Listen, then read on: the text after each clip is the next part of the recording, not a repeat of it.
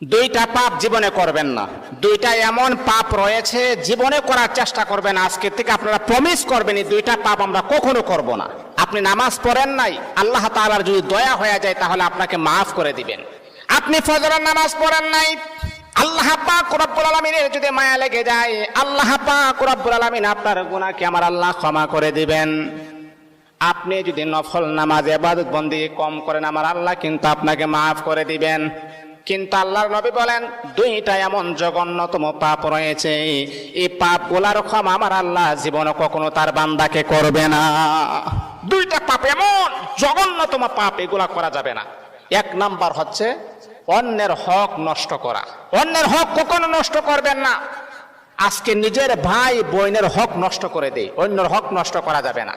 দুই নাম্বার হচ্ছে আল্লাহ পাক রব্বুল আলামিনের সাথে শিরিক করা। যদি কোনো বান্দা আল্লাহ পাকের সাথে শিরিক করেন, আমার